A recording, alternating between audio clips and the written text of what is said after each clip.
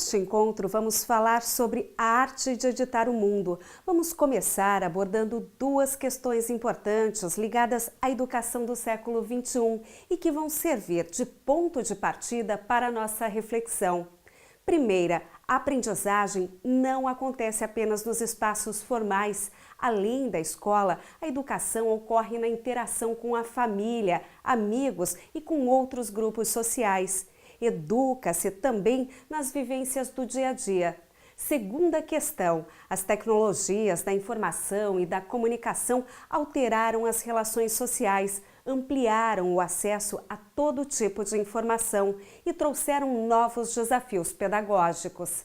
Resumindo, se aprendemos a todo momento e em todos os locais e se temos acesso a muita informação, então é inegável a grande influência que a comunicação de massa passou a ter na formação do sujeito contemporâneo. Quando falamos em comunicação de massa, inclui-se agora também as mídias digitais, como sites, redes sociais e aplicativos. Diante do alcance e força desses meios, cresce a necessidade de refletir sobre o assunto. Pense comigo, essas tecnologias nos trazem informações, valores, saberes e, mais que isso, a comunicação de massa é a fonte primeira que educa a todos os educadores, pais, professores, agentes comunitários, agentes públicos. A comunicação e a educação são conceitos muito próximos para vários pensadores, como Paulo Freire, Mário Kaplun, Celestin Freinet. Estamos a todo tempo lendo o mundo a partir de canais de comunicação. E é aí que mora o X da questão. A gente lê o mundo a partir de uma edição que esses canais fazem dele. Um mundo que chega até nós, que conhecemos por meio das janelas eletrônicas e a partir do qual refletimos, é um mundo editado. Ele é desenhado pela informação que, antes de chegar até nós, percorre um trajeto que passa por muitos filtros até que apareça no rádio, na televisão, no jornal, na web. O que acontece é que só quem vive um episódio, quem está lá no momento, é que tem uma noção mais completa do que foi que aconteceu, né? Toda notícia sobre um episódio ela é um recorte, é um ponto de vista daquele episódio, a partir de alguém, né, que tem um interesse em produzir aquela notícia e com essa notícia produzir uma reação, fazer com que a pessoa pense alguma coisa. Então esse que é o conceito, né, da edição do mundo. Então essa comunicação que a gente consome, ela é editada por outras pessoas.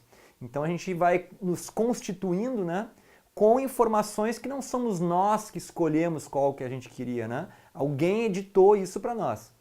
E nós não somos fisicamente aquilo que a gente come, não é mesmo? A gente diz, é um ditado, né? A gente é o que a gente come. Então a gente pode dizer também que a gente é intelectual, psicológica e socialmente aquilo que a gente vê, que a gente lê, que a gente pensa, que a gente fala, né? Aquilo que a gente comunica. A comunicação é que nos constrói. Porque o que acontece? A todo momento, em qualquer um desses ambientes, a gente está nos educando, né? E por isso é importante a gente qualificar esse conteúdo que a gente consome, né? Que tipo de conteúdo nós estamos escolher melhor. Editar o nosso mundo significa muito isso. A gente escolher o que a gente quer, a gente não deixar com que as outras pessoas ou outras organizações ou os canais, né, de comunicação escolham, pautem o nosso dia, né? A gente acorda de manhã, ouviu uma notícia e aquilo fica na nossa cabeça. E a gente nem queria ouvir aquilo, ou nem é uma coisa que nos interessa, ou nem é uma coisa sobre a qual a gente pode agir imediatamente. Mas aquilo fica na nossa cabeça. Aquilo vai criando em nós um sentimento, nos dando ideias sobre alguma coisa que a gente nem queria pensar a respeito, ou que a gente nem pensou a respeito, né? Então nessa avalanche de informações que a gente recebe, ou que a gente acessa pelas redes sociais, pela internet, todo dia, a gente tem que ficar atento às fontes para entender as intenções das mensagens que a gente está recebendo e escolher se a gente confia na veracidade delas ou não. A informação e o conhecimento são essenciais na formação de valores e condutas. São decisivos no desenvolvimento de cidadãos críticos, preocupados com sua comunidade, que buscam um mundo mais justo e igual. Então, como se comportar diante de tanto conteúdo editado? Como ler esse mundo? Que atitudes adotar?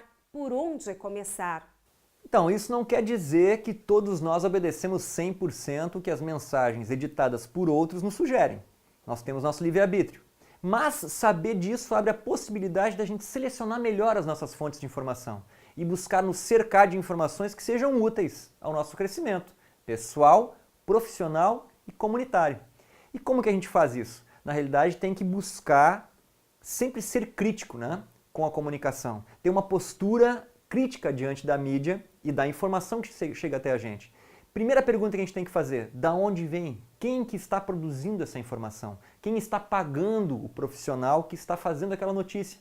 Isso já dá uma pista, né? Então sempre que tem alguém pagando, que seja uma empresa ou mesmo um órgão do governo, normalmente aquele discurso ele vai ser alinhado com os ideais de quem está ali pagando. Então tem que pesquisar bem essas fontes, né? Para que a gente possa ter acesso ou a várias fontes com patrocinadores diferentes, para ter opiniões que não sejam contaminadas por aquele interesse econômico, ou então buscar fontes de informação que sejam independentes, fontes de organizações não governamentais, fontes que sejam de financiamento coletivo, ou então fontes que tenham uma linha editorial em que ela diga para nós especificamente em que ela acredita, para que a gente possa confiar ou não de acordo com o que nós acreditamos a respeito daquilo, né? Isso é uma questão. Outra questão, que é uma coisa que eu tenho feito também, é batalhar pela alfabetização midiática e informacional, que inclusive tem um livro muito bacana, né, lançado pela Unesco, A Alfabetização Midiática e Informacional, o currículo para a formação de professores. Então eu trabalho nessa linha, trabalho promovendo a alfabetização midiática e informacional junto às escolas, junto à universidade, né? E como que a gente faz isso?